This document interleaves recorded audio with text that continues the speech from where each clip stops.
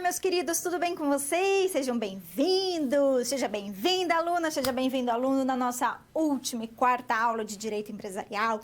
É um prazer estar aqui com vocês, mais uma vez, começando a semana, e a gente vai conversar sobre um assunto super importante, que é, na verdade, o processo de falência e o pedido de recuperação judicial das empresas, né? Na verdade, do empresário. Nós vamos, além de conversar sobre esses temas, na verdade, a gente vai conversar também sobre um tema super importante que tem a ver com procedimento de falência e recuperação judicial, porque é um procedimento que vai atingir a figura dos sócios, que é a desconsideração da pessoa jurídica, quando a gente desconsidera a empresa para atingir os bens do sócio, tá? A gente vai conversar um pouquinho sobre isso, combinado? Bom, meus queridos, então, nossa aula de hoje, olha lá na tela, ela vai conversar justamente sobre os conteúdos da nossa unidade 4, ok?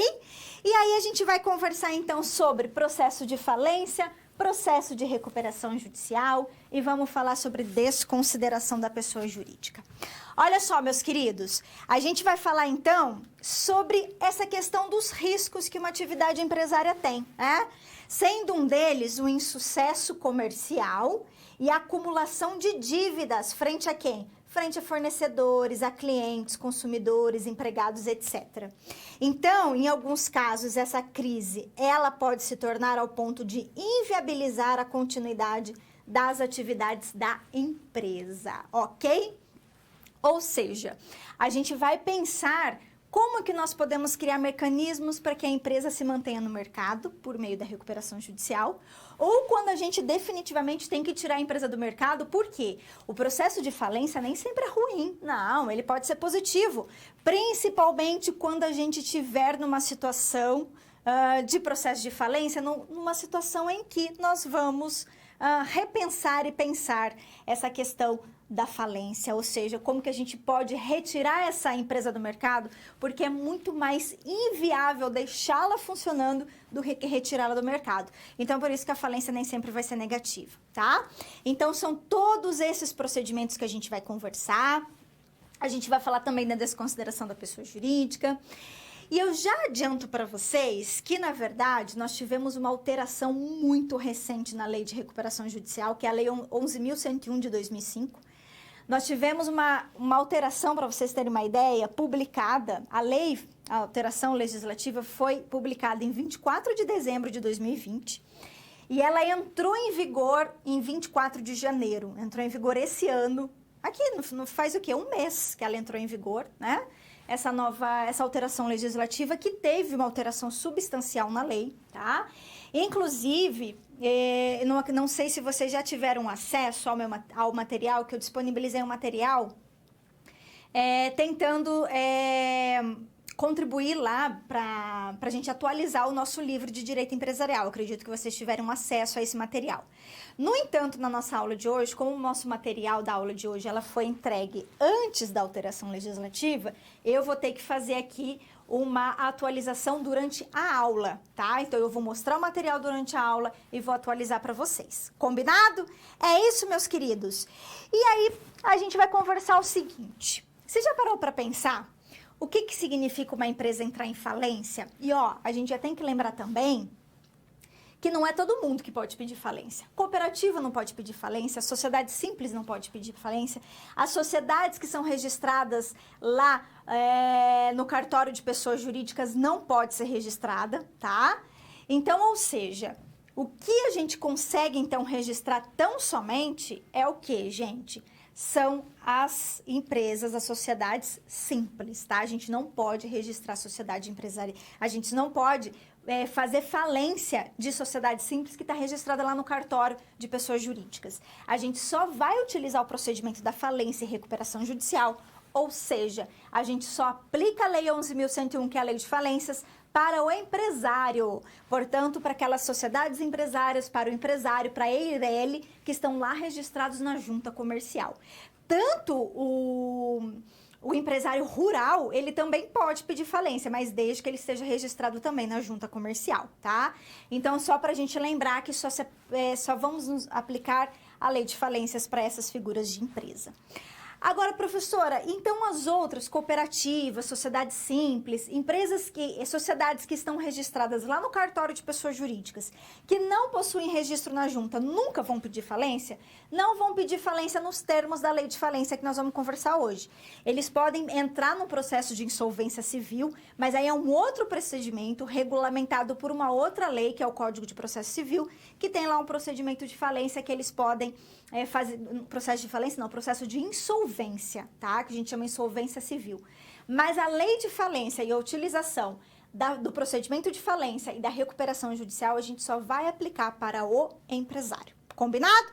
É isso, meus queridos. Então, nesse contexto, vamos lá ver, a gente ganha destaque diante desses riscos, o procedimento da falência, o procedimento da recuperação judicial e o procedimento da desconsideração da personalidade jurídica. Ou seja, vamos ou não vamos estudar, né, esse procedimento de falência? Vamos ou não vamos estudar a recuperação judicial?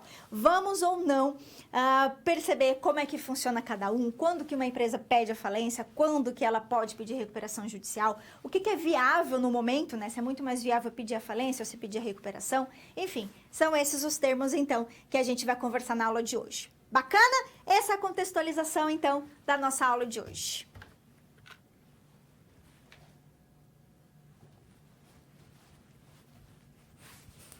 Vamos começar, então, falando do procedimento da falência. Na verdade, a gente vai falar de aspectos gerais da falência, primeiramente, para depois nós avançarmos sobre o procedimento, tá? O que é a falência, então? Vamos lá começar.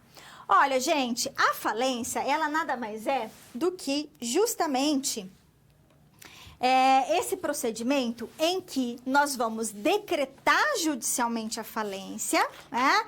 Implicando o quê, professora? O afastamento do devedor das atividades dele. Gente, quando nós estamos falando de processo de falência, tá? E a falência, como eu falei para vocês, ela nem sempre é ruim para o mercado. A gente vai simplesmente tirar aquela empresa que possui muito mais dívidas do que bens, possui um passivo muito grande do que um ativo. Então, é claro que a falência ela não ocorre se não for via judicial. Só existe falência num processo judicial, tá? Aí eu vou afastar esse devedor das atividades dele, vou tentar otimizar a utilização produtiva dos bens dele, os ativos, os recursos, inclusive os bens intangíveis. O que são os bens intangíveis? São os bens imateriais de uma empresa, como, por exemplo, a marca, a propriedade industrial, uma patente, né? São bens imateriais, tá? Que são os bens intangíveis da empresa. E daí, qual é a consequência da falência, professora? É tentar liquidar esse passivo, ou seja, pagar esse passivo existente, vendendo aquilo que a empresa tem, até o limite do que for possível, né? E é limite do que for possível mesmo, sabe por quê? Porque muitas vezes, gente, o valor, né, da dívida é muito maior do que o ativo da empresa. Então, na verdade, no processo de falência, a gente vai fazer aquilo que é possível. Aí nós vamos entrar com... aí, obviamente, a gente vai nomear um administrador judicial dessa falência, nós vamos ter a participação do Ministério Público em alguns casos, vamos ter a habilitação dos credores que vão se habilitar naquele processo, dizendo que eles têm um crédito perante aquela empresa. E aí, é claro que vai ser obedecido uma ordem legal para pagamento. Tudo aquilo que a empresa ainda tem de patrimônio de bens, isso vai ser vendido ou isso vai ser de alguma forma executado. E aí, o que vai acontecer? Nós vamos, então, de certa forma, utilizar todos esses bens, utilizar todo esse procedimento para, então, promover essa venda, né? E conseguir angariar o maior recurso possível para que a gente consiga pagar a maior quantidade de dívidas que aquela empresa tem, tá? Que o empresário tem. Então, gente, a falência serve para isso. E agora, com essa alteração legislativa que eu comentei com vocês recente, agora de 2021, janeiro de 2021, nós tivemos uma alteração legislativa. A lei ainda veio com o propósito do quê? Com o propósito de trazer uma ideia de que nós vamos implantar um procedimento mais célere possível para permitir que o empreendedor, ou seja, o falido, ele possa se recolocar no mercado cada vez mais rápido, tá? Essa é a ideia, se colocar no mercado cada vez mais rápido. Então, Inclusive, essa alteração legislativa veio com esse propósito, falando, olha, vamos tentar liquidar o máximo possível para permitir, então, que esse empreendedor possa o quê? Ter o retorno célere dele para o mercado. Tanto que nós diminuímos a quantidade de tempo que o falido tinha que esperar para iniciar uma nova atividade empresarial, tá? No momento oportuno eu ainda vou comentar sobre isso, mas só para vocês terem uma ideia. A lei de recuperação judicial, ela foi alterada, né? A lei de falência e recuperação é a mesma lei, tá, gente? Ela veio com propósito, ela veio alterada com propósito para quê? Para iniciar esse novo mercado, né? Para se colocar novamente no mercado, viabilizar o retorno do falido, e também para permitir que a falência ela seja menos burocrática e ela permita uma maior movimentação no mercado, tá? Que a economia tenha um giro mais rápido e possa, então, ele se reerguer e se lançar no mercado novamente. Por isso que a gente teve uma mudança, né, do período em que ele tem que esperar para iniciar a nova atividade empresarial, que é um período que foi reduzido, um tempo que foi reduzido, tudo para permitir que esse procedimento da falência seja mais célere, tá bom? Bacana, que mais, professora? Agora, gente, se eu quero, então, iniciar um procedimento de falência contra alguém, vamos aqui pensar juntos. Eu preciso ter um motivo, claro, e eu preciso ter um motivo, uma hipótese prevista legalmente. Eu não posso simplesmente falar assim, ai, o fulano não me paga, vou pedir a falência dele. Claro que não. Existem hipóteses de decretação da falência, tá? Então, vamos ver cada uma delas. Essas são as hipóteses em que há permissão, inclusive pelo credor, para o credor pedir a falência, tá? O credor pedir a falência do devedor dele, que é o empresário.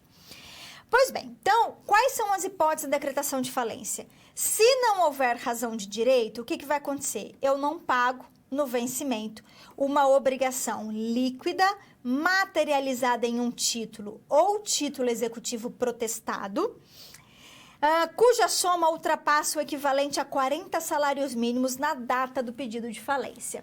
Então, vamos imaginar que eu venha pedir falência de alguém hoje. Ora, se eu tivesse entrar com pedido judicial de falência atual, o que vai acontecer, gente? Eu pediria justamente, eu teria que ter um título ou protestar um título, não precisa necessariamente ser protestado, tá, gente? Você viu que a lei fala ou. Então, eu posso ter uma dívida prevista num título ou uma dívida prevista num título protestado ou uma outra. E esse valor tem que ultrapassar 40 salários mínimos, que hoje seria o quê? Um valor de R$ 48.800. Então, eu precisaria ter uma dívida dessa para pedir a falência do empresário, tá?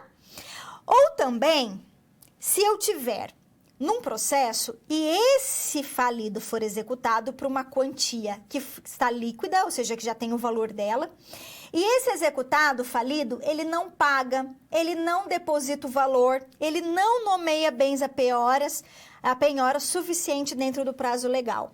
Ou seja, essas duas hipóteses dizem o seguinte, ó, eu posso pedir a falência do empresário se eu tiver um título que tem uma dívida ou um título protestado que tem uma dívida com valor superior a 40 salários mínimos. Tá? Essa é uma primeira hipótese.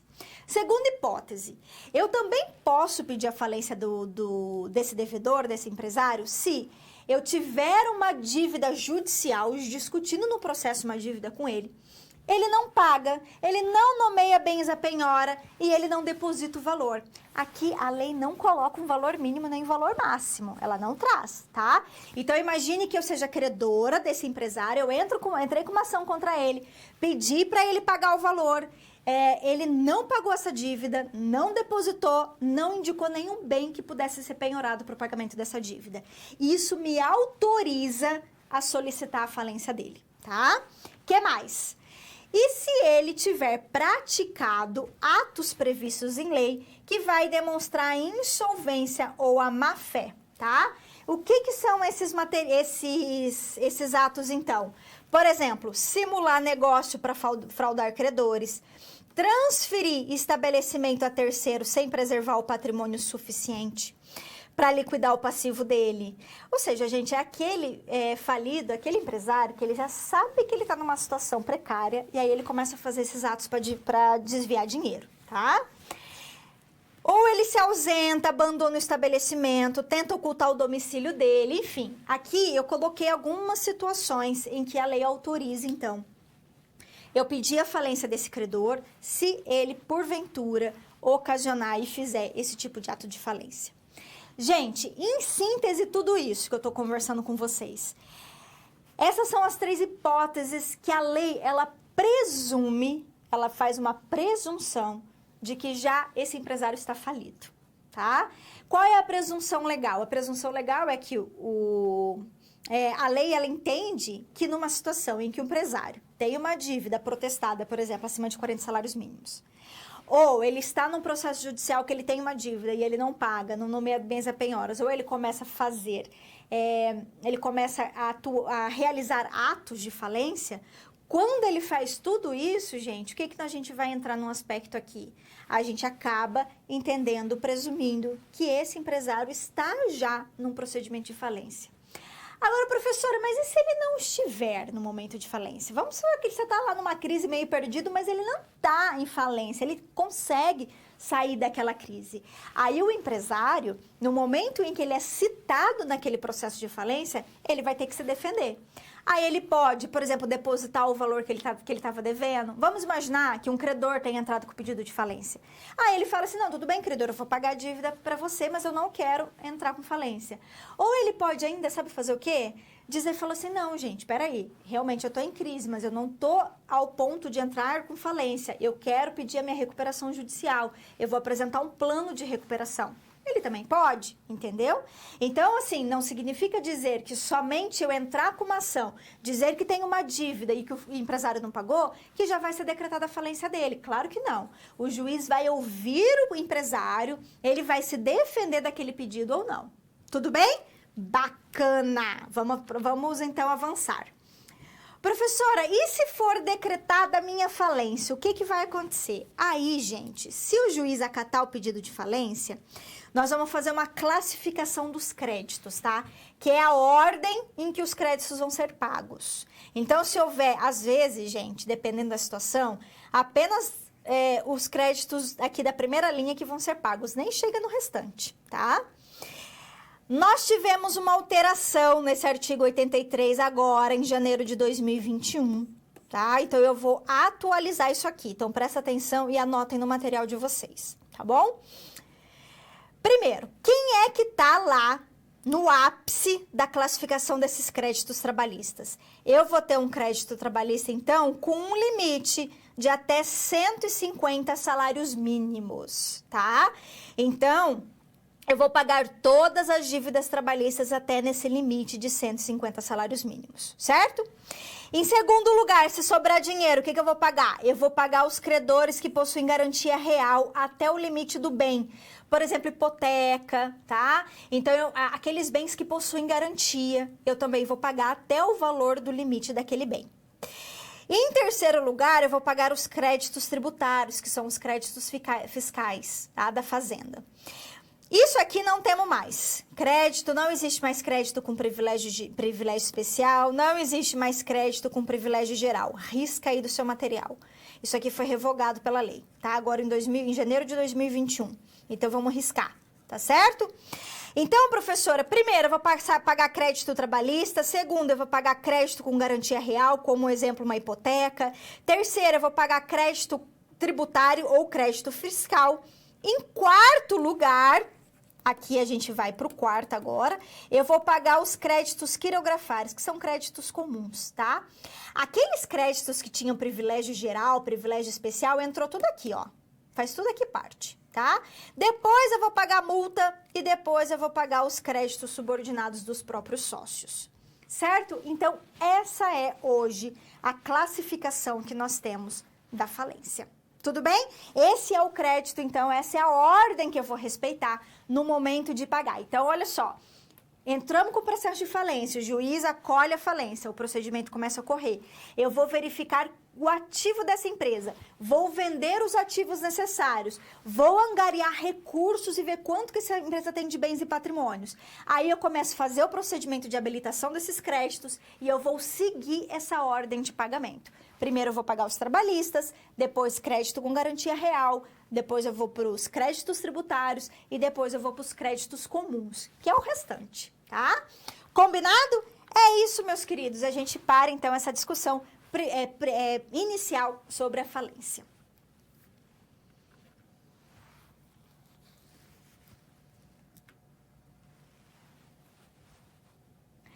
Vamos então fazer agora um pedido de requerimento de falência. Olha que legal.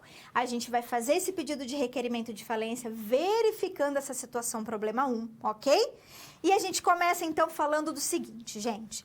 O pet shop do Félix, o que aconteceu? Depois de alguns anos de crescimento, prosperidade, o que ele passou? Ele passou a enfrentar profunda crise financeira, decorrente de aumento de número de concorrentes na região dele, com a consequente queda das vendas e o agravamento do seu fluxo de caixa, tá? Em determinado mês, então, havia dinheiro suficiente para pagar os funcionários ou os fornecedores. Por isso, o que o Félix fez? Ele optou por pagar os salários, inadimplindo os contratos de fornecimento, tá? Então, ocorreu isso, tá certo? E aí, o que aconteceu? Dias depois, entrou no estabelecimento o representante de uma grande indústria de rações, exigindo o pagamento imediato do valor de R$30 mil, relativo a uma compra feita e não paga, sob ameaça de que, se não houvesse o pagamento, ele iria protocolar um pedido judicial de falência. E aí, gente, esse credor ele vai ter sucesso se ele ajuizar um pedido de falência com base nessa dívida? Existem outros meios pelos quais possa vir futuramente a requerer a falência da empresa de Félix? O que vocês acham? E aí? Eu tenho uma dívida no valor de R$30 mil. Eu chego para o meu credor e falo para ele, ou você me paga, ou, meu credor não, meu devedor, perdão. Ou você me paga, ou eu vou entrar com pedido de falência contra a tua empresa, porque eu já sei que você está em crise. Eu sei que você está em crise, que você não está honrando seus pagamentos, você não está pagando as suas dívidas no prazo, você está me devendo esse valor e está me enrolando para pagar. Portanto, eu vou entrar com pedido de falência porque eu acho que você preenche os requisitos da falência. E aí, meus queridos, o que nós vamos fazer numa situação dessa? Vamos ou não atender o pedido aqui do nosso amigo? Gente, esse credor, ele vai ter sucesso nesse caso? O que vocês acham? Não, você sabe por quê? Porque tem um pequeno probleminha aqui, né? Qual que é o probleminha que nós temos, professora? A dívida dele até existe, a dívida dele é exigível, só que ela não é suficiente para fazer esse pedido judicial de falência. Por quê? Porque ela é no valor de R$30 mil. Se hoje o salário mínimo ele é de 1.045, então eu preciso que ter uma dívida de 41.800 pelo menos, né? Para que eu possa, então, apoiar a minha dívida. Agora, se porventura eu promover a execução da dívida e o Félix não pagar, não depositar, não indicar bens, ou ainda, se Félix vier a praticar qualquer um dos atos da falência, ele pode sim entrar com pedido de falência. Porque olha só, a gente tem que lembrar que esse valor de 40 salários mínimos são para dívidas que não estão sendo discutidas judicialmente. Então, é uma dívida que eu chego para o credor e falo, seu filho, eu tenho uma dívida lá de não sei quantos mil, você não vai me pagar ou você não vai? Agora, se eu já estiver discutindo essa dívida numa ação judicial, eu já estiver cobrando judicialmente essa dívida, aí eu não tenho esse valor mínimo. Por quê? Porque daí lá no processo judicial em que eu já esteja cobrando essa dívida, o devedor, o que ele tem que fazer? Ou ele vai ter que pagar minha dívida, independentemente do valor, ou depositar o valor, ou nomear bens à penhora, mas alguma coisa ele tem que fazer. Se nada fizer, o que eu vou acontecer? Aí o que vai acontecer com a gente? Eu vou ter que justamente aceitar essa situação, ou seja, eu terei que promover, aí eu tenho sim condições de entrar com pedido de falência, dizendo que eu tenho uma dívida judicial que não foi paga. Percebeu? Então, são duas coisas diferentes. Eu posso cobrar administrativamente, aí eu tenho que ter um mínimo de 40 salários mínimos. Agora, se a cobrança for judicial, eu não tenho mínimo.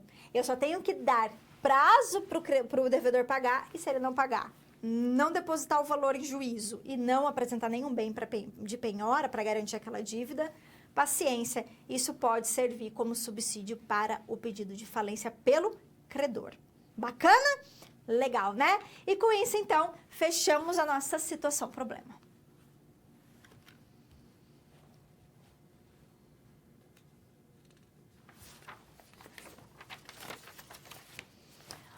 Vamos falar então de aspectos procedimentais da falência? Sim, vamos falar de aspectos procedimentais da falência.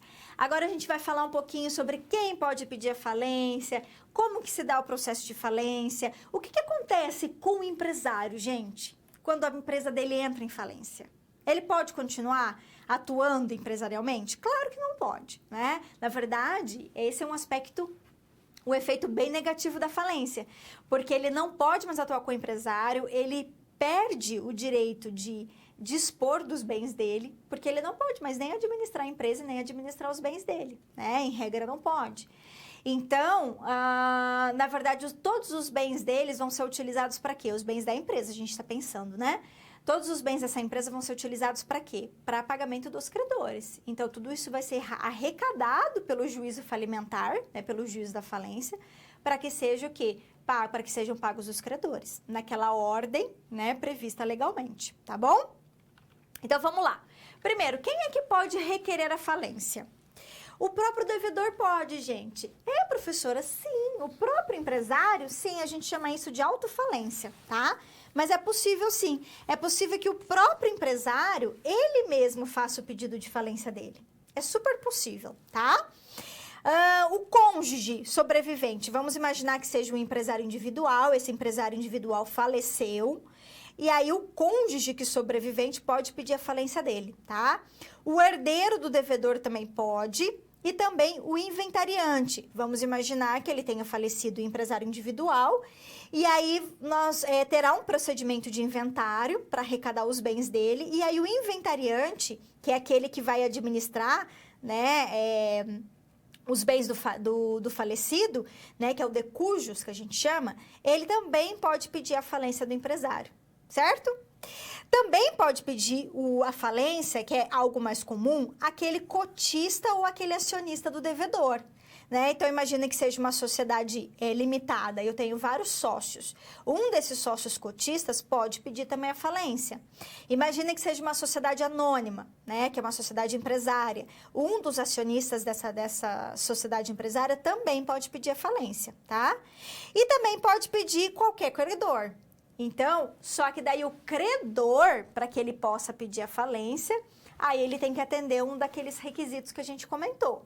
Quais são os requisitos mesmo? Aí ele tem que ter uma dívida, ou uma dívida prevista num título ou num título protestado de 40 salários mínimos, ou ele tem que ter uma execução judicial em que o devedor não paga, não nomeia bens a penhora e não deposita o valor, ou ele tem que estar cometendo alguns atos fraudulentos, né, autos contra a atividade empresarial, que a gente chama de atos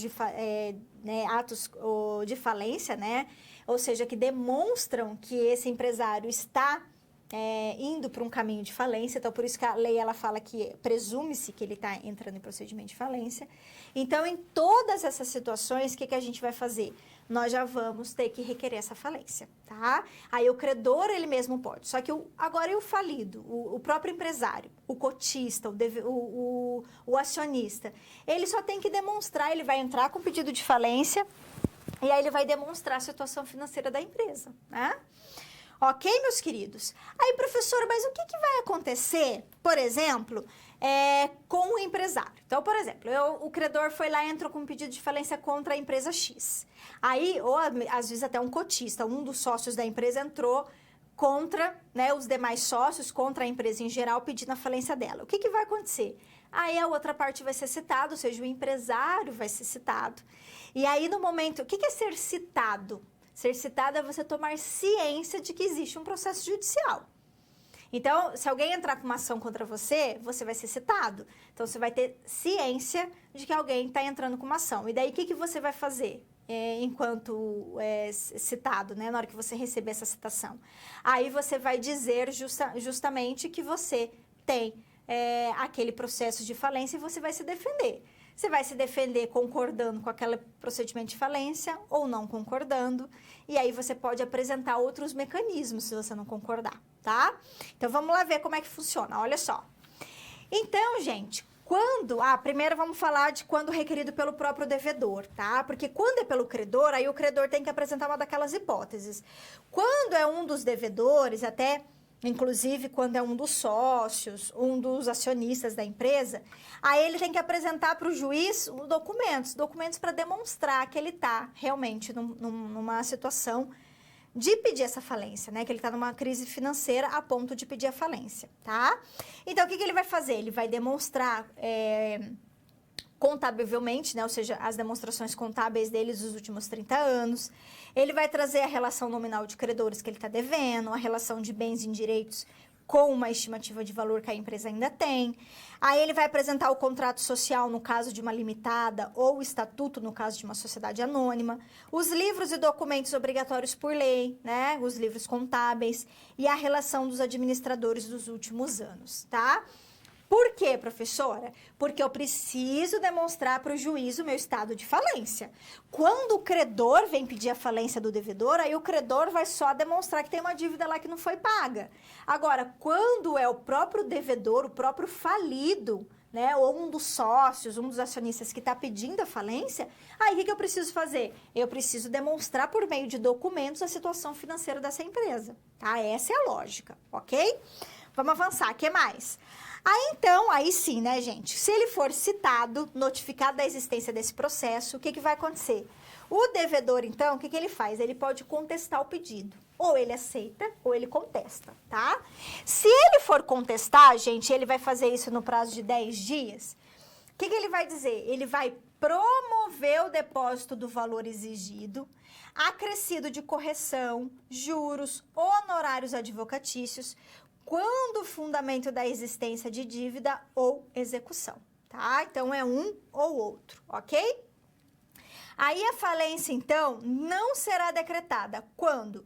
Se houver pagamento da dívida, se houver prescrição da dívida, se essa obrigação, ela for nula. Aí, gente, é o seguinte, olha só. Vamos imaginar, eu vou dar um exemplo aqui para vocês entenderem bem. Olha só. Então, vamos imaginar que o devedor, ele quer contestar o pedido. Ele não aceita a falência, tá? Se ele quer contestar no prazo de 10 dias, o que ele vai ter que fazer? Ele vai ter que depositar o valor que ele está devendo. Imagina que é um credor que entrou com a ação. O credor foi pedir a falência do devedor. O que o devedor vai fazer? Vai falar, não, filho, eu vou te pagar. Eu vou depositar o valor, vou te pagar, vou corrigir o valor, vou pagar juros, vou pagar os honorários de advogado que você contratou, mas eu não quero pedir minha falência. Se for dizendo que ele está cometendo atos fraudulentos, atos de falência, aí ele vai se defender também. Agora, sabe outra coisa também que o devedor pode fazer? Ele pode apresentar, isso aqui é importante, quero que vocês anotem aí, um pedido de recuperação judicial. Aí ele pode dizer, olha, excelência, realmente eu estou em crise, mas não é caso de falência, a minha empresa tem possibilidade ela tem viabilidade econômica ainda. Eu posso me reerguer, então eu vou apresentar um plano de recuperação judicial. Entendeu? Aí, ou seja, o juiz vai avaliar a situação e vai ver se é caso de recuperação judicial, se vai acatar ou não esse pedido de recuperação judicial. Bacana? Anotem isso aí porque é importante, tá? Agora, gente, então, se o credor, a falência ela não vai ser decretada se ele pagar a dívida, se ele falar que essa dívida já estava prescrita, se ele falar que o título protestado lá é nulo, que o título tem vício, e se ele também apresentar esse pedido de recuperação judicial e for viável essa recuperação judicial, aí não será decretada a falência dele. Combinado? Bacana, vamos avançar. O que mais? O pedido de falência, então, gente, intentado pelo credor, se ele dido, o que é ele dido? Se for improcedente, vai ser convertido numa mera ação de cobrança, tá? Então, se o pedido de falência não for aceito, aí vira uma ação de cobrança comum, tudo bem? Aí, para receber a dívida dele, né? E aí, ou se já tiver uma execução judicial, aí o processo vai seguir para pagar aquele credor, tá? Isso se o juiz não acatar o pedido de falência dada pelo credor. O juiz fala o seguinte, eu não aceito a falência, indefiro o pedido de falência, e aí o procedimento, a ação é convertida numa mera cobrança. Tudo bem? Se for procedente o pedido de falência, o que vai acontecer com o empresário? Ele vai ficar inabilitado para exercer qualquer atividade empresarial a partir do momento em que a falência for decretada até quando? Extinguir todas as obrigações dele. Professora, quando que extingue as obrigações do falido? Só quando ele conseguir pagar todas as dívidas? Não, porque isso nunca vai acontecer. Nunca vai acontecer do falido conseguir pagar todas as dívidas dele, é muito difícil, tá? Então a lei, e aí a gente teve uma mudança na lei também, porque esse prazo, na verdade, ele era de 5 anos, e a lei, ela alterou, né, foi alterada agora em janeiro de 2021, para dizer o seguinte, que extingue as obrigações do falido, e aí, obviamente, que se houver essa extinção, o falido pode voltar à atividade empresarial, tá? Ele pode voltar. Quando? Se ele pagar todas as obrigações dele, obviamente que não vai acontecer, nunca vi isso acontecer. Se ele pagar pelo menos 25% dos credores dele comuns, só que para chegar nos comuns, ele primeiro tem que ter pago todos os trabalhistas e todos os de garantia real e de todos os tributários. Vocês lembram a ordem? A ordem é trabalhista, com garantia real, tributário e aí os comuns, que são os quirografários. Aí que vai chegar nos comuns. Para chegar no comum, ele tem que ter pago todos os outros antes. Então, ele tem que pagar todos os anteriores e mais 25% dos comuns, que também não é meio difícil de acontecer, tá? Ou ele aguardar o prazo de 3 anos, antes esse prazo era de 5. Se tivesse cometido crime, eram 10. Agora não, agora são só 5 anos. Perdão, 3 anos, tá? A lei mudou. Então ele aguarda 3 anos, desde o momento que decretou a falência, espera 3 anos para ele voltar à atividade empresarial. Certo, meus queridos? É isso. E fechamos então mais uma discussão de falência.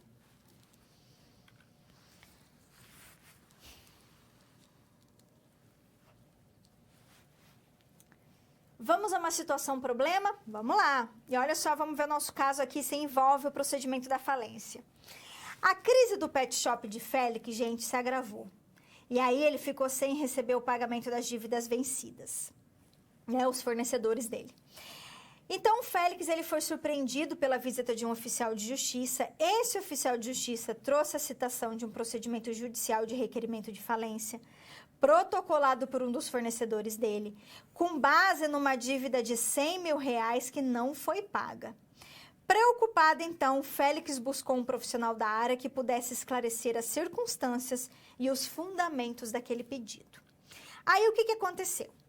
O pedido de falência, então, olha só, vamos ver qual é o valor dessa dívida. R$100 mil. Então, olha só, gente, eu vou apagar e vou escrever de novo. Ele foi citado porque havia uma ação judicial de falência, porque um dos fornecedores dele, portanto, é um pedido de falência solicitado por um credor, tá? Uma dívida de R$100 mil que não tinha sido paga. E aí? Aí eu pergunto para vocês, nesse caso, ele tem fundamento esse pedido de falência? O que o Félix pode fazer para ele afastar esta falência em potencial? Então, olha só a situação que nós temos aqui. Agora, nós temos uma dívida de R$100 mil. Uma dívida de R$100 mil não paga a um credor, ela é hipótese de pedido de falência? Sim. Agora, eu tenho aqui uma possibilidade real de pedir a falência do Félix, a falência do pet shop dele, certo? Porque eu tenho uma dívida acima de 40 salários mínimos.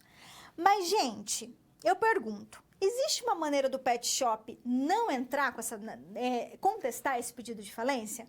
Claro, ele paga o valor, né? Paga a dívida, paga inclusive de forma atualizada, paga custas, né, processuais, despesas, paga os honorários que provavelmente o credor teve que contratar um advogado para entrar com essa ação, então vai pagar os honorários do advogado, Então, eu vou o quê? Afastar e elidir esse processo de falência mediante o pagamento dessa dívida. É possível. Agora, é possível também que o pet shop fale, realmente eu não tenho condições de pagar essa dívida agora, mas eu posso parcelar essa dívida, eu posso, de repente, postergar o vencimento dela, né? E apresentar um plano para pagar essa dívida, um plano de recuperação. É possível fazer isso, tá? E é possível também que ele aceite, falar, não, ok, a minha empresa realmente não tem mais condições de se manter no mercado, eu aceito o pedido de falência, e aí vai declarar a falência do devedor. Também é possível. Então, são vários caminhos que podem ocorrer. Agora, se a intenção do pet shop é afastar, é elidir o pedido de falência, aí isso ocorre mediante o quê? Mediante o pagamento da dívida, tá? Então, vamos lá na tela pra gente ver. Então, olha só na resposta da nossa situação problema. Então, sim, esse pedido tem fundamento, porque o valor dele é de R$100 mil, então é superior ao limite de 40 salários mínimos. e as chances de sucesso desse pedido são reais, tá? Que medida, então, o Félix pode adotar para elidir essa falência em potencial? Segundo, então, permite a lei, ele pode contestar em 10 dias, promover o depósito do valor total acrescentado de correção de juros e de honorários, certo? Esse é um dos caminhos, então, que o nosso pet shop pode assumir para se livrar dessa dívida e se livrar desse pedido de falência. Bacana? É isso, meus queridos, e fechamos, então, mais uma SP.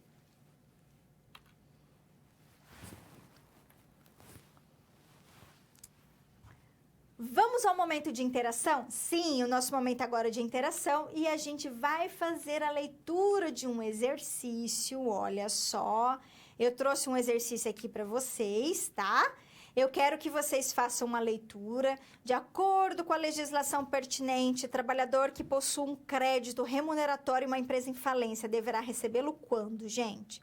Quando que o crédito trabalhista é pago?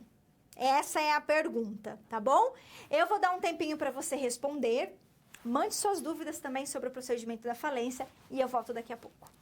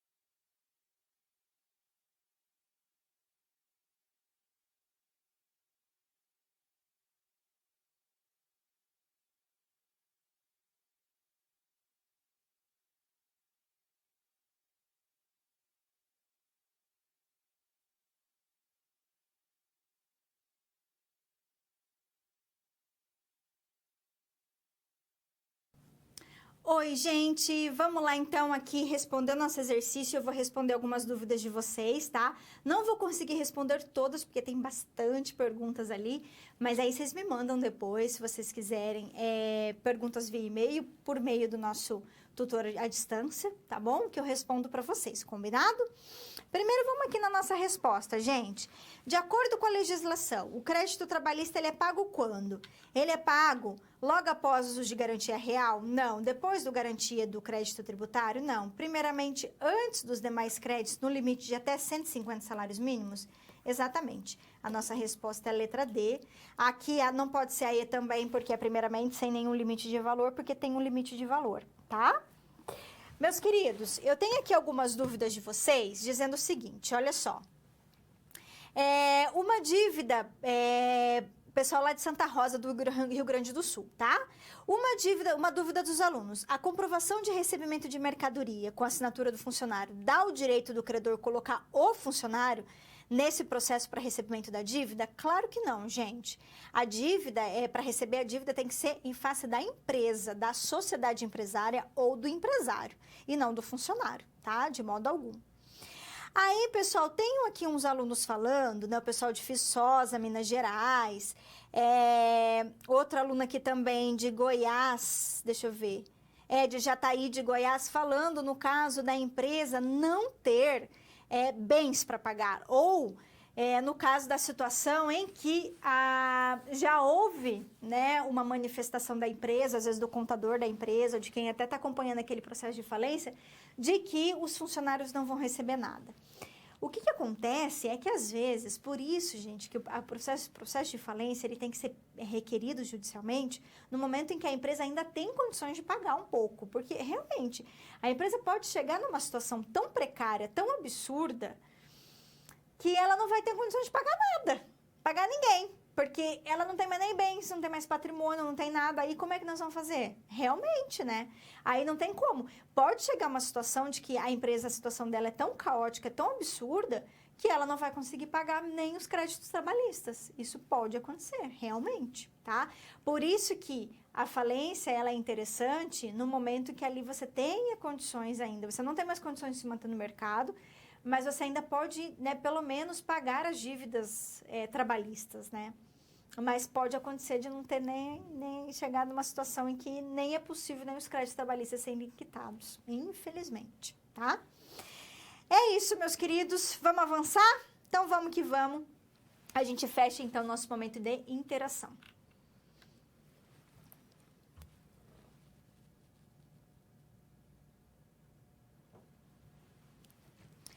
Vamos falar de recuperação judicial das empresas. Agora a gente vai falar daquelas situações do empresário e que ele ainda existe a possibilidade dele se recuperar. Ele ainda tem viabilidade econômica, ele está em crise, ele não está conseguindo pagar as dívidas dele no dia, né? Ou seja, no momento do vencimento, mas ele sabe que ele pode, que se ele houver, por exemplo, ele alargar um pouco o prazo de pagamento de algumas dívidas. Se ele puder, por exemplo, parcelar o pagamento de algumas dívidas, ele pode se reerguer. Então, a recuperação judicial, ela serve para aquela empresa que ainda tem uma viabilidade econômica. E a intenção, gente, a grande finalidade da recuperação judicial é preservar a empresa. É preservar a empresa economicamente, é preservar os empregos, né? A geração de renda que ela cria, a geração de riquezas. Porque sempre uma empresa fechando também no mercado é negativo, né? Porque, obviamente, que você vai lá demitir uma grande quantidade de pessoas que vão ficar desempregadas. E não somente isso, né? Vai gerar dívidas que não serão pagas, o empresário que não vai ter também como se manter lá no início, depois que ele fechar a empresa, o negócio dele, a empresa dele, né? Então, tudo isso é um aspecto negativo. Então, se você tiver uma maneira de preservar a empresa, aí você tem que entrar com pedido de recuperação judicial. Existe também a recuperação extrajudicial, que é feita fora do Poder Judiciário, tá? Mas a gente vai conversar aqui, particularmente, sobre o pedido de recuperação judicial, que é feito judicialmente, que ocorre com a participação do Judiciário. Bacana? Então, vamos lá. Então, o que é a recuperação judicial, então, gente? Ela tem por objetivo, olha que legal, viabilizar, ou seja, permitir justamente o que, professora? Superar a situação de crise econômico-financeira, né, daquela empresa, daquele empresário. Permitir que mantenha a fonte produtora dele, permitir a manutenção do emprego dos trabalhadores, o interesse dos credores, né? Até porque se a empresa ela conseguir, se ela ainda tiver em movimentação, se ela ainda estiver atuando, o que ela pode? Ela vai conseguir justamente, gente, permitir que esses trabalhadores, eles, não só os trabalhadores, mas que os credores possam vir a receber, né? Pode demorar que eles recebam. Agora, quando essa empresa já entrar em falência, pode ser que alguns credores, principalmente os credores comuns, eles não recebam nada. né? Porque até chegar, porque eles estão lá no quarto lugar da ordem de pagamento, então até chegar neles é difícil, tá? Mas a grande intenção, então, é o quê? É permitir a preservação da empresa, que ela consiga manter a sua função social e dar estímulo que à atividade econômica. Então, o grande objetivo principal aqui é a preservação da empresa, tá? Esse é o grande objetivo. Bacana? E é uma alternativa mais benéfica para o empresário? Sim, é uma alternativa mais benéfica para o empresário, porque ela vai permitir essa empresa se manter no mercado. Então, é claro que nesse sentido ela é mais benéfica do que o processo de falência, porque na falência o empresário, ele não tem mais possibilidade de nem de dispor mais dos bens da empresa dele, né? E ela vai ser retirada do mercado totalmente. Agora, a recuperação judicial não. A recuperação judicial pode vir a dar um fôlego para a empresa. Pode acontecer, gente, e é muito comum que isso aconteça, que uma empresa entre com recuperação judicial e ela não consiga também honrar os pagamentos da recuperação judicial. Pode acontecer, tá? E se ela não conseguir pagar aquilo que ela apresentou no plano de recuperação judicial dela, o juiz pode converter a recuperação judicial em processo de falência, tá? Isso pode acontecer, tá? Isso é mais comum, inclusive, de acontecer. Então, vamos lá. Quais são os requisitos para eu pedir minha recuperação judicial? Primeiro, eu não posso ser uma pessoa falida, né? Se eu já passei por um processo de falência, as minhas obrigações devem estar extintas, e as responsabilidades delas também, tá? Então, tem que ter a extinção de todas as minhas obrigações. Não ter também, há pelo menos nos últimos 5 anos, obtido a recuperação judicial. Então, se eu já pedi recuperação judicial há 2 anos atrás, eu não posso pedir de novo, eu tenho que esperar 5 anos. Eu também não posso ter, pelo menos nos últimos 5 anos, pedido de recuperação judicial com base em plano especial. Isso aqui geralmente é utilizado para microempresa e empresa de pequeno porte, tá? E também não posso ter sido condenado e não ter nem administrador, nem sócio controlador, pessoa condenada pelos crimes previstos na lei de falência. Que são os crimes, gente, falimentares, que a gente chama, tá? Que são crimes cometidos contra a falência.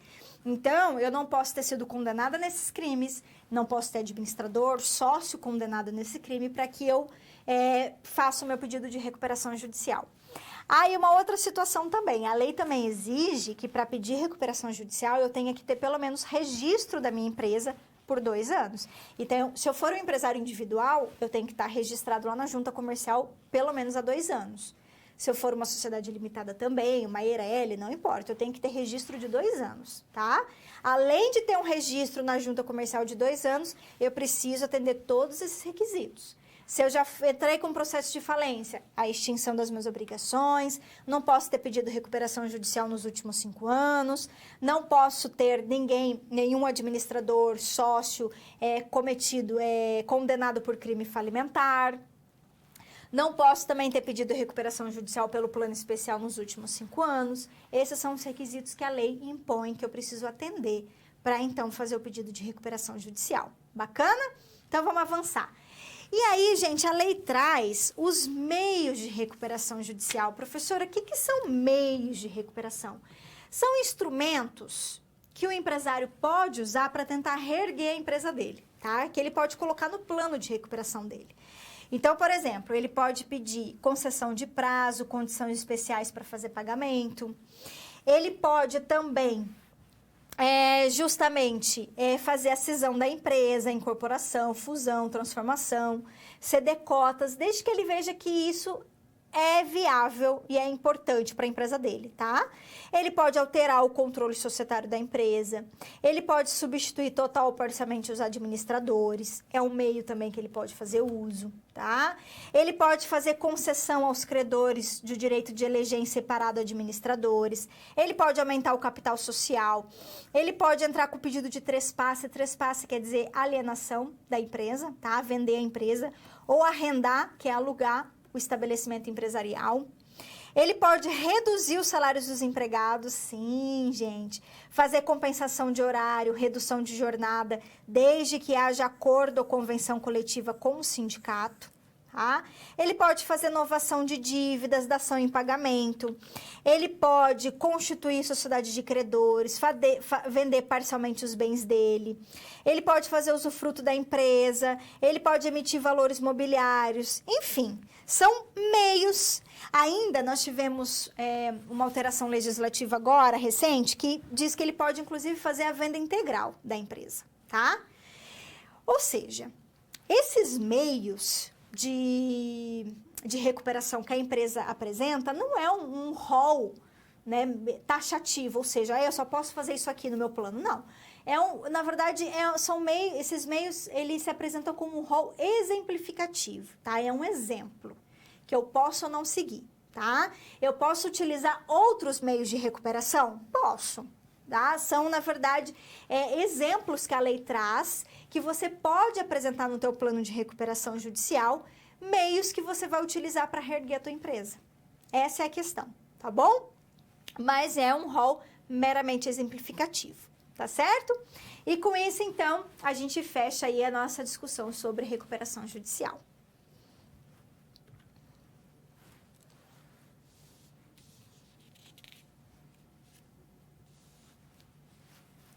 Vamos a uma situação problema? Então, vamos lá. E nessa situação problema, gente, nós vamos envolver, inclusive, a discussão de recuperação judicial. Olha o que fala para nós. O Félix, com a ajuda de amigos e familiares, conseguiu, então, saldar a dívida que fundava o pedido de recuperação judicial de falência, intentado por um dos credores.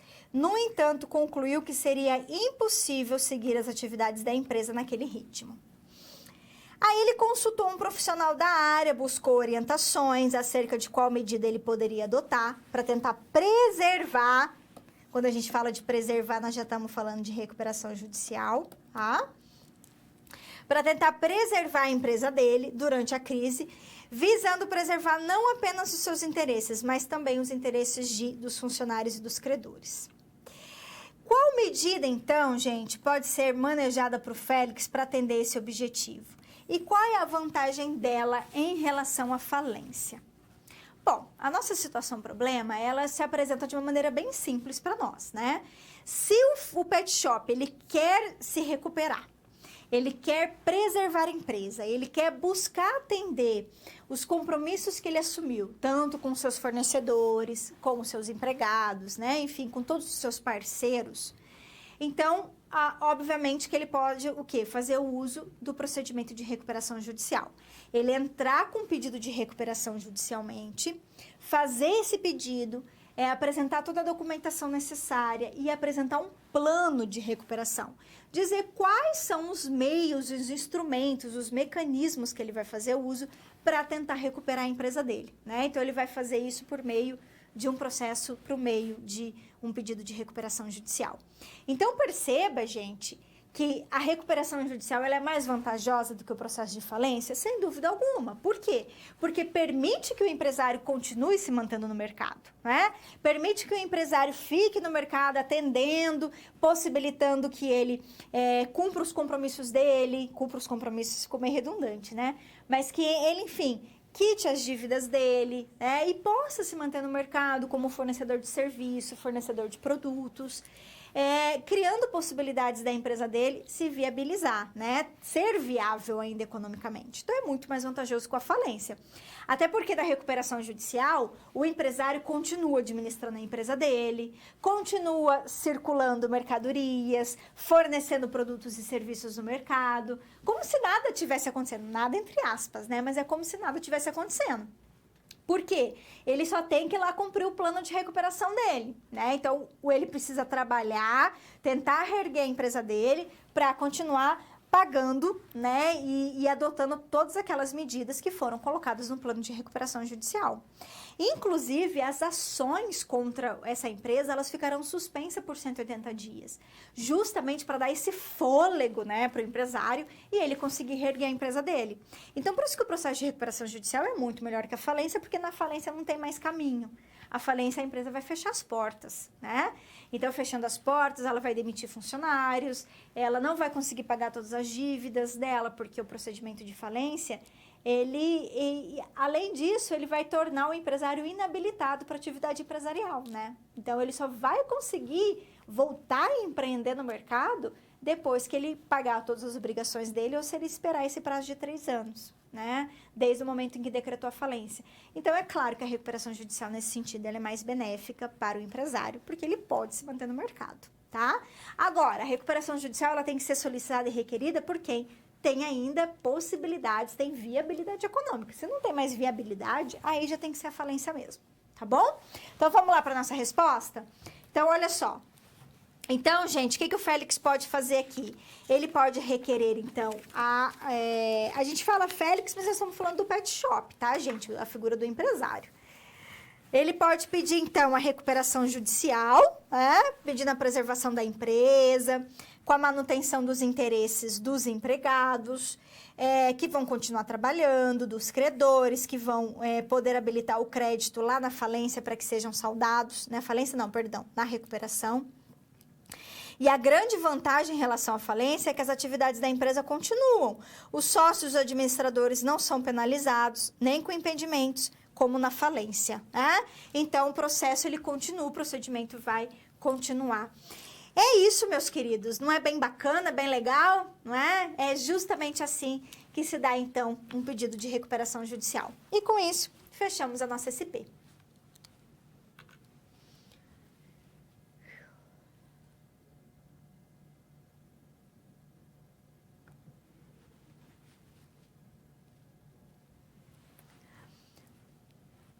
Vamos falar agora de desconsideração da pessoa jurídica.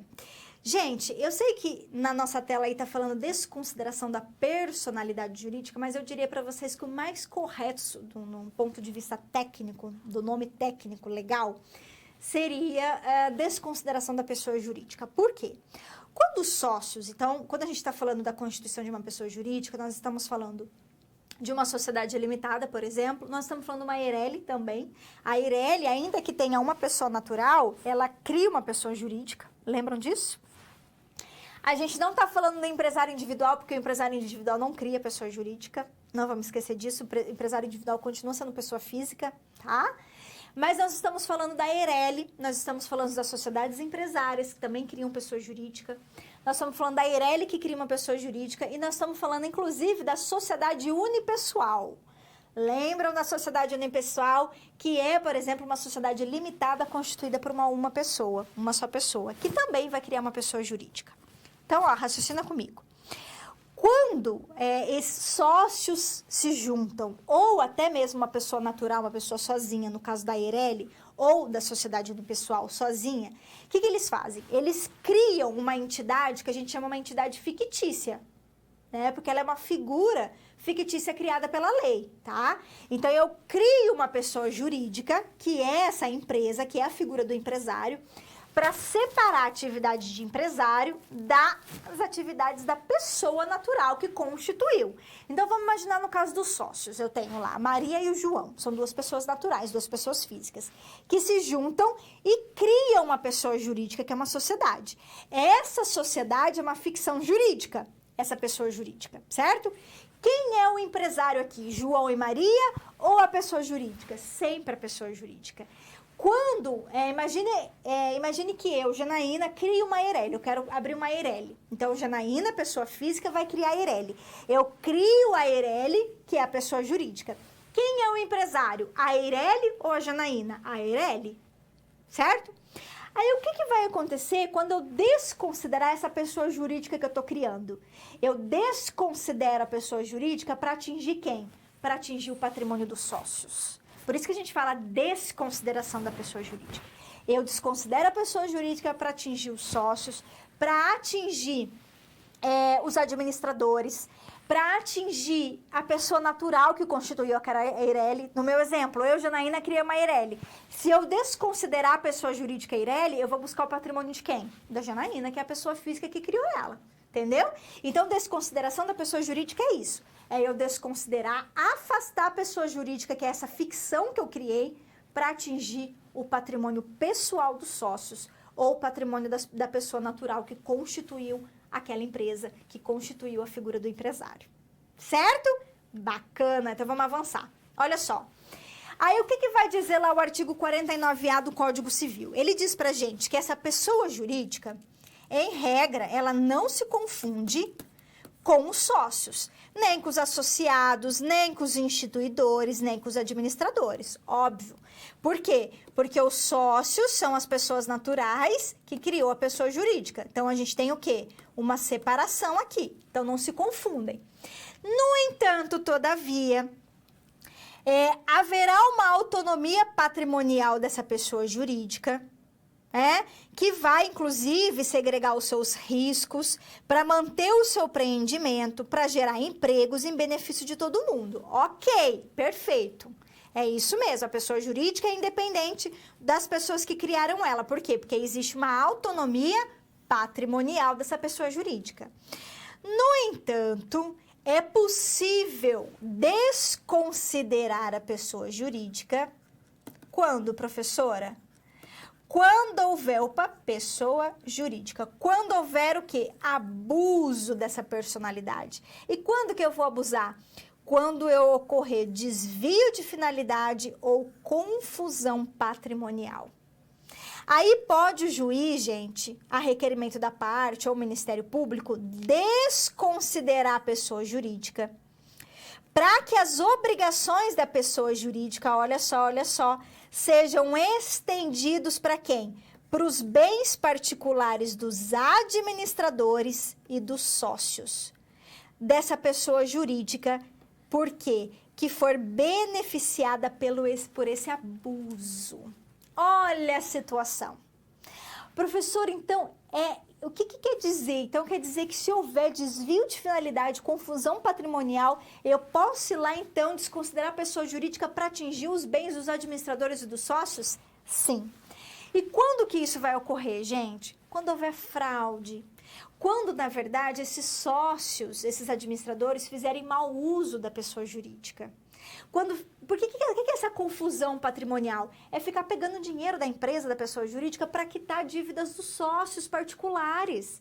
Eu não posso ter essa confusão, eu tenho que separar as coisas, porque se eu começar a ter essa confusão, eu vou gerar o quê?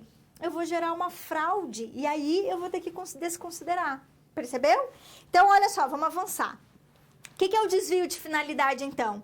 Eu utilizo a minha pessoa jurídica, que é a empresa, com o propósito de quê? De lesar meus credores, de enganar os credores, praticar ato ilícito, gente.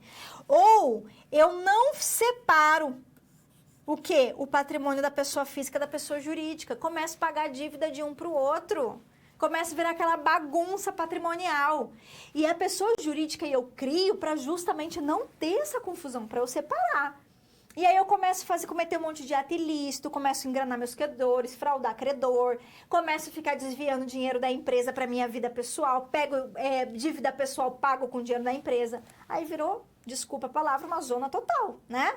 Então, tudo isso permite o quê? Permite que eu desconsidere a pessoa jurídica para atingir os administradores e atingir os bens dos sócios, tá? Essa, gente, é a teoria maior, porque nós temos a teoria menor. A teoria menor, ela vai ser aplicada nas relações de consumo. Vou dar mais uma dica. E mais nas relações trabalhistas, tá? Dívidas com empregados. Então, vamos entender. O que é a teoria menor?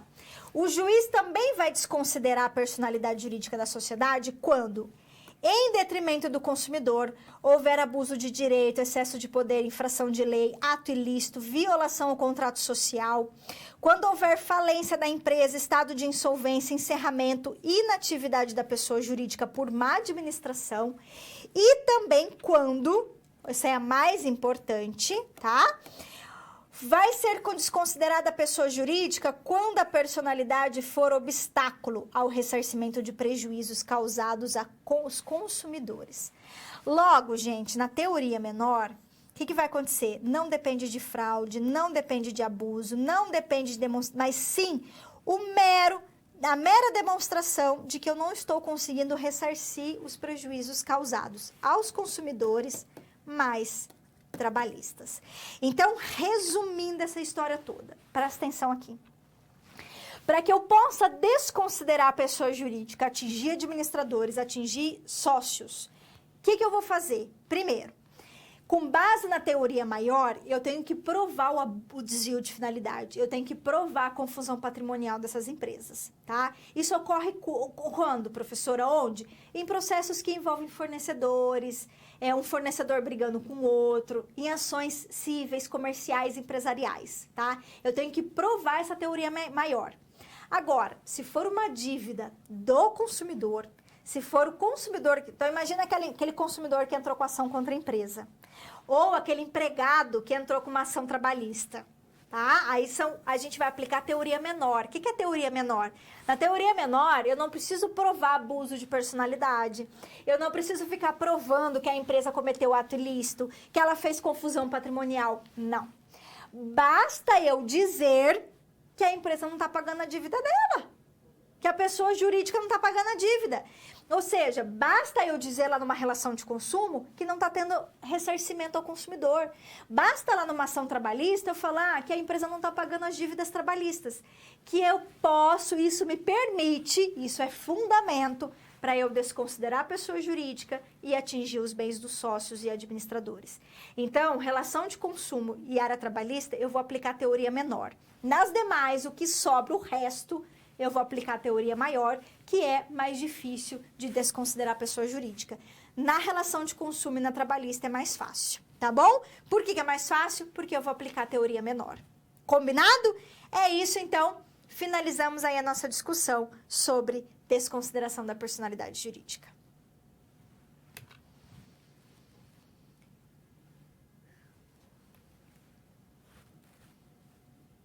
Vamos a uma situação problema, gente? Nós vamos tentar aplicar aqui o nosso conhecimento sobre desconsideração da pessoa jurídica. Então, vamos lá. Olha só. Responsabilização dos sócios por dívida de empresa. Enquanto estudava a possibilidade de requerer a recuperação judicial, o Félix, então, ele foi novamente surpreendido por um oficial de justiça, que dessa vez veio notificá-lo sobre um pedido de desconsideração da personalidade jurídica, pedido por um outro credor, que pretendia responsabilizar a pessoa física do Félix pelas dívidas da pessoa jurídica, que é o Pet Shop, né? Que é justamente a empresa dele, tá?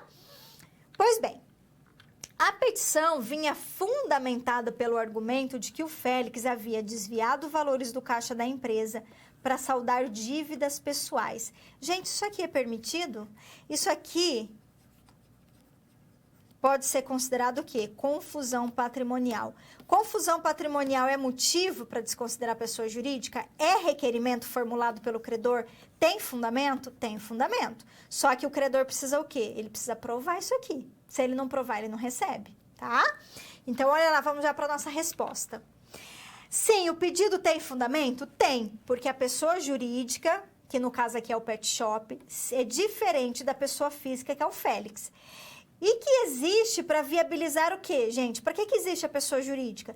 Para permitir uma melhor gestão patrimonial e incentivar o empreendedorismo.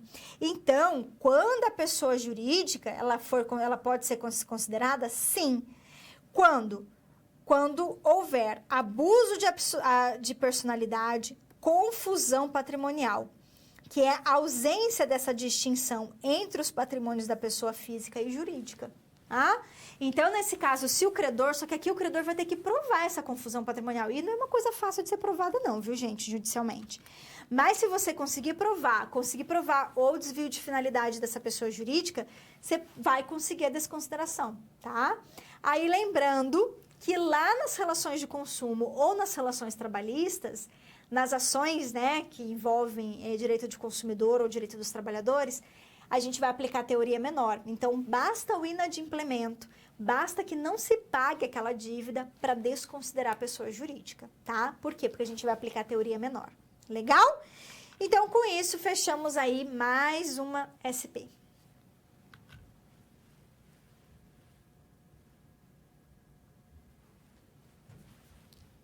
Vamos ao nosso momento de interação? Vamos lá. Aqui na interação, eu só vou deixar aqui espaço para esclarecer eventuais dúvidas de vocês, tá bom? Então, eu vou dar um tempinho e eu volto daqui a pouco para responder algumas dúvidas.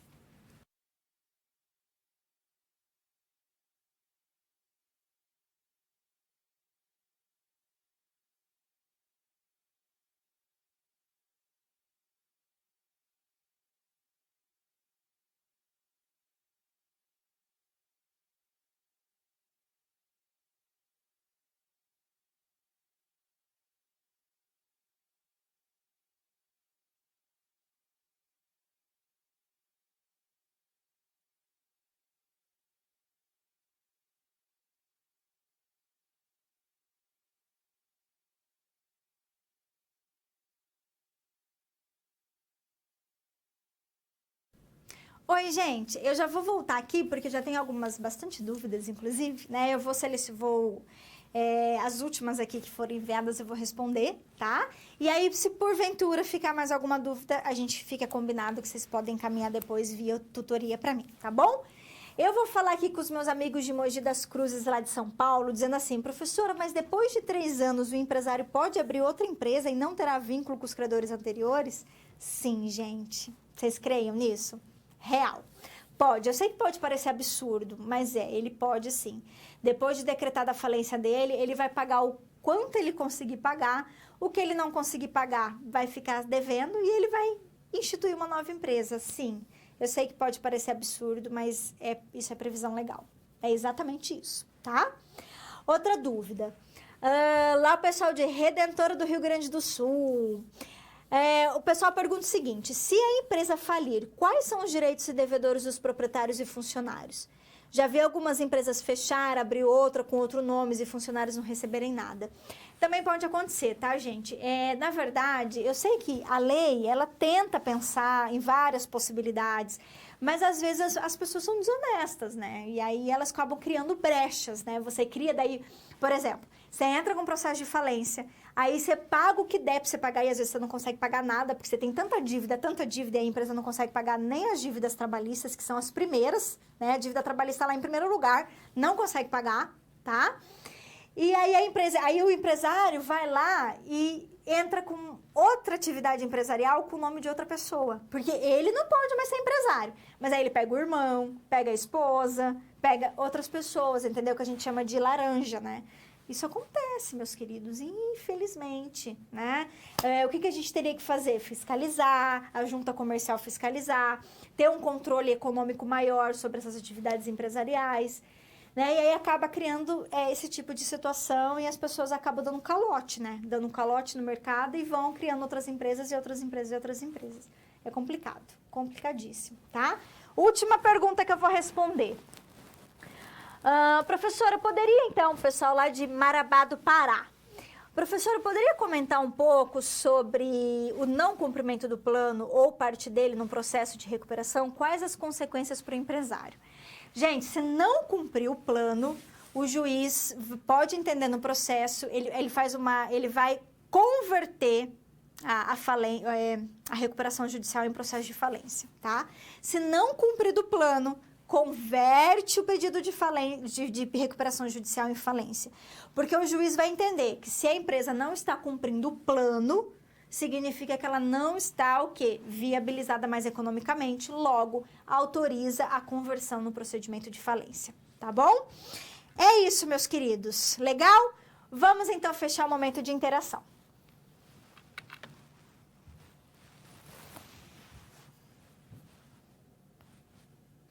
Recapitulando, vamos falar do momento final da nossa aula, aí verificando os assuntos principais que a gente conversou na aula de hoje. Vamos lá.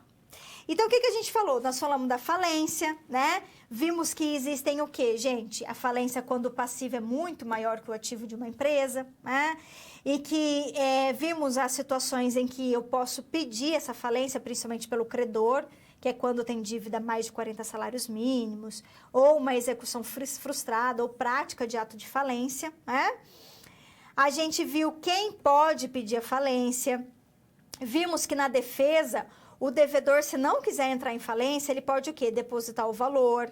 Agora, se a falência for decretada, ele vai ficar inabilitado para atividade de empresário. A gente viu também que se não for caso de falência, eu posso pedir recuperação judicial, porque ela é mais vantajosa.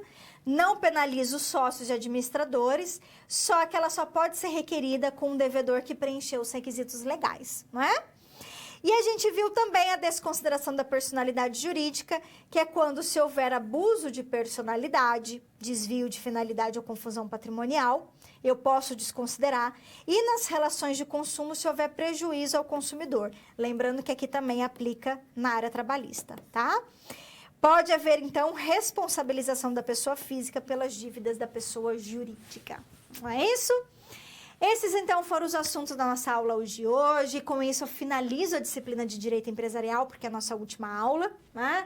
Espero que vocês tenham gostado, que tenha sido um conhecimento útil para a vida profissional, vida acadêmica, vida pessoal de vocês, tá bom? Coloco-me à disposição sempre, tá? O que vocês precisarem. Desejo tudo de bom, muito sucesso na vida profissional, na vida pessoal, muita alegria, muita coisa boa. E é isso, gente. Deixo um abraço aqui e dizer que foi um prazer estar com vocês aí nessas aulas. Agradeço a participação de vocês, agradeço o retorno de alguns alunos. Sempre é muito prazeroso aí trabalhar e ensinar um pouquinho do direito para vocês, tá bom? Um grande beijo. A gente se vê numa próxima. Tchau, tchau.